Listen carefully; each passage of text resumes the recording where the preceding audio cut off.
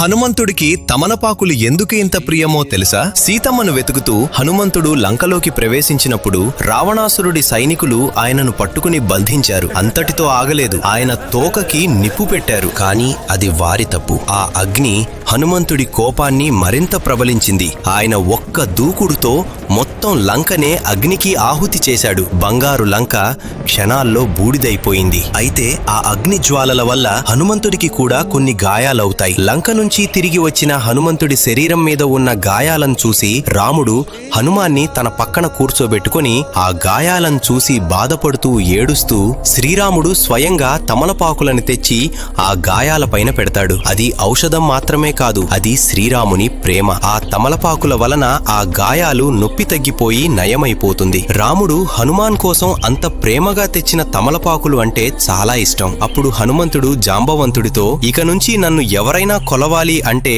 ఈ తమలపాకులతో ఒక మాల చేసి అర్పిస్తే వాళ్లను నేను అనుగ్రహిస్తాను, వారి కష్టాలను దూరం చేస్తాను, నా కోసం తమలపాకులు తెచ్చిన వారిని నేను రాముడిలా భావిస్తాను అని చెబుతాడు. మీరెప్పుడైనా హనుమాన్కి తమలపాకులు అర్పించారా? జై బజరంగబలి. Download ShareChat.